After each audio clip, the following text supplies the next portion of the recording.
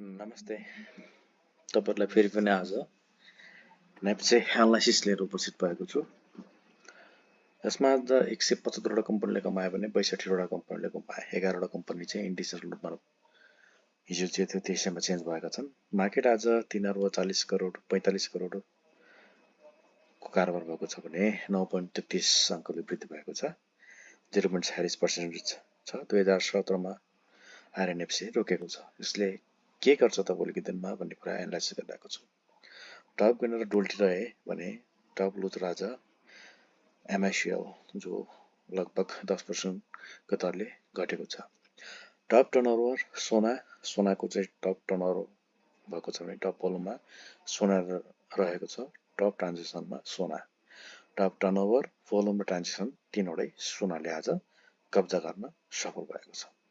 यसरी सरसर्ती हेर्दाखेरि चाहिँ नेप्सेमा आज के देख्यो त भन्दाखेरि यो दोजी क्यान्डल फर्म भएको छ। यसले इन्डिसेसनल क्यान्डल भन्छ। यो चाहिँ यसले चाहिँ भोलि मार्केट रिभर्स भएर माथि जान पनि सक्छ र तल आउन पनि सक्छ भन्ने सिकाउँछ। बाइङ जोनमा छ अहिले हेर्ने भने नेप्से लो भोल्युमको साथ रिभर्स क्यान्डल फर्म भएको छ। किन्ने अवसर हो कि भन्ने कुरा संकेत गर्न यसले सक्छौं हामीले। अब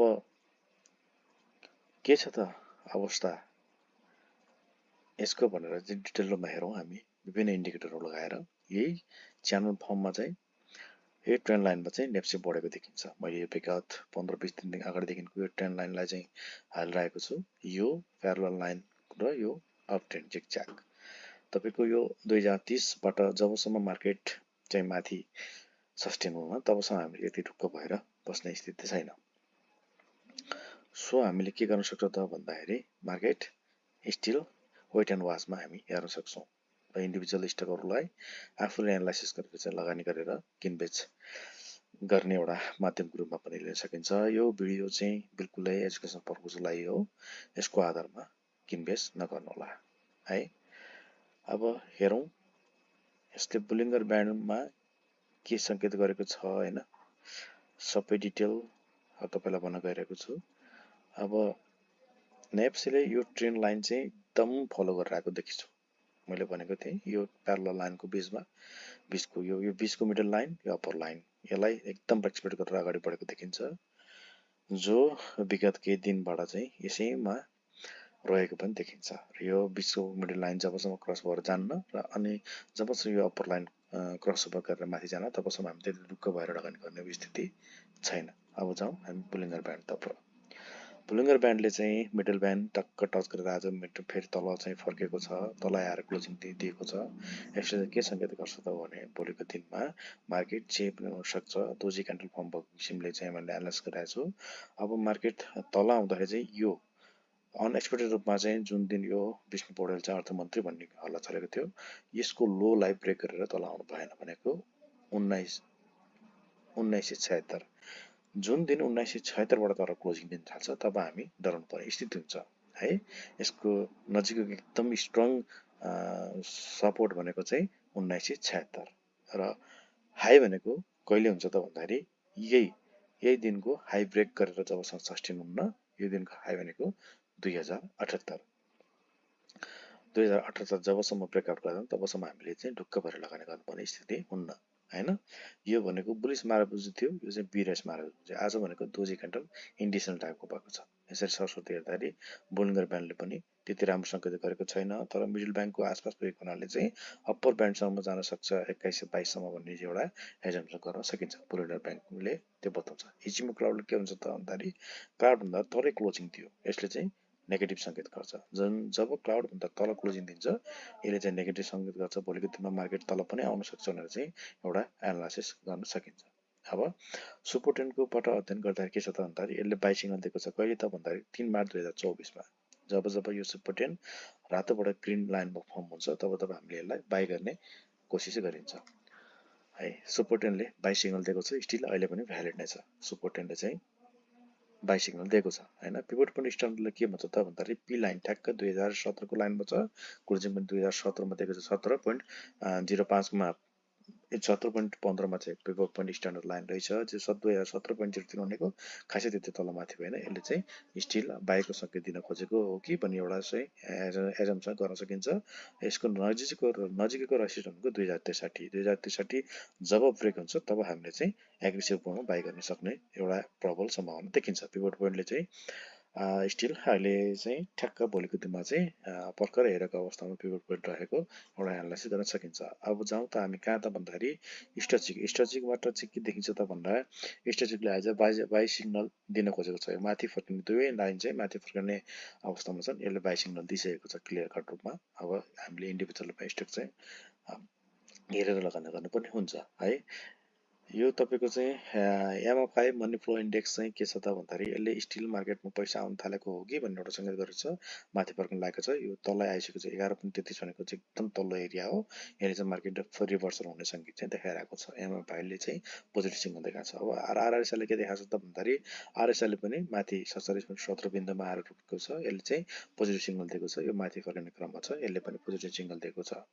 अब MACD लाइनले के छ त भन्दाखेरि MACD लाइन चाहिँ MACD लाइनले सिग्नल लाइनलाई क्रस ओभर गरेर माथि फर्कन लागेको अवस्थामा चाहिँ हामीले बाई गर्न सक्छौँ। MACD लाइन चाहिँ पोजिटिभ सिग्नल दिइसकेको छ। हिस्टोग्राम पनि पोजिटिभ एरियामा चाहिँ फर्म भएको छ।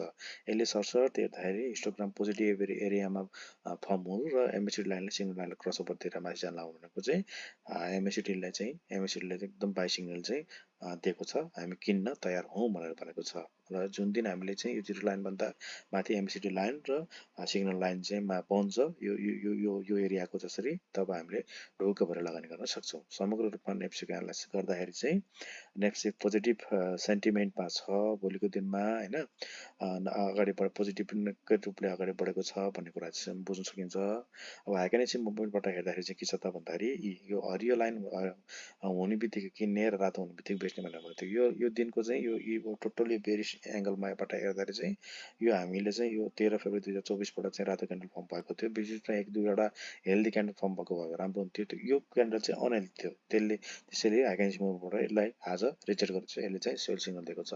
हाइकेनेसी मुभमेन्टबाट जब हामीले चाहिँ रातो क्यान्डल फर्म हुन्छ, रातोमा क्यान्डल फर्म हुने बित्तिकै हामी त्यसलाई के गर्छौँ त बेच्छौँ हैन। र हरियो क्यान्डल फर्म हुने बित्तिकै के गर्छौँ त्यसलाई किन्छौँ भन्ने कुरा बुझिन्छ।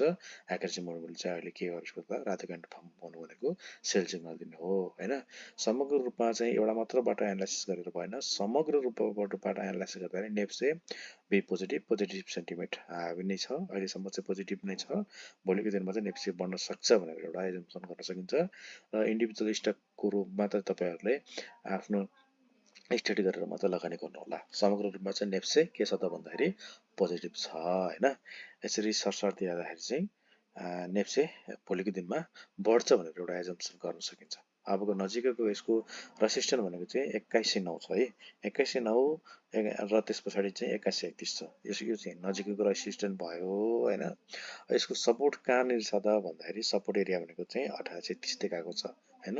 यो 1830 को एरियासम्म त नआउला, तर हामीले सपोर्ट केलाई मान्न सकिन्छ त भन्दाखेरि यो 4 मार्च 2024 को क्यान्डलको लो क्यान्डल भनेको चाहिँ लो एउटा एरिया भनेको 1976 भन्दा तल चाहिँ मार्केट आउनु भएन। यो दिनको मुभमेन्टलाई चाहिँ यो 3 दिनको मुभमेन्ट भन्दा तल मार्केट आउनु भएन भन्ने कुरा बुझ्छु। जुन दिन यो 3 दिनको क्यान्डलको मुभमेन्ट भन्दा तल क्लोजिङ दिन थाल्छ तब हामीले के गर्ने त भन्दाखेरि आफूसँग प्रफिट भएको स्टकहरु चाहिँ बेच्ने तयार गर्नुपर्ने हुन्छ है। समग्र रूपमा चाहिँ सबै इन्डिकेटरबाट हेर्दाखेरि के देख्यो त भन्दाखेरि बाई सिग्नल हाबी भएको देखियो। ट्रेन्ड लाइन यो छ। यो ट्रेन्ड लाइनको बीचमा बग्छ भन्ने देखाइरहेको छ यसले चाहिँ है। अब मैले चाहिँ के देखाएको छु त भन्दाखेरि समग्र रूपमा यो ट्रेन्ड लाइनमा नेप्से भएको देखिन्छ। यो ट्रेन्ड लाइन एकदम ध्यान दिनु होला। यो ट्रेन्ड लाइनमा मैले यो 15-20 दिन अगाडिदेखि भिडियो हालिरहेको छु। यो ट्रेन्ड लाइन रेस्पेक्ट गरिरहेको देखिन्छ। यो जबसम्म 2032 भन्दा मार्केट माथि क्लोज हुन्न तबसम्म हामीले यो ट्रेन्डको 2090 अप्पर ब्यान्ड सम्म पुग्छ भनेर एउटा एजम्सन गर्न सकिन्न है। यो 2080-90 को बिन्दुमा पुग्नलाई यो 2030 चाहिँ ब्रेक गरेर क्लोजिङ गरेको हुनुपर्छ। हस् त, धन्यवाद। आजलाई यति नै। यो भिडियो एजुकेसनल पर्पजको लागि मात्र बनाएको हो।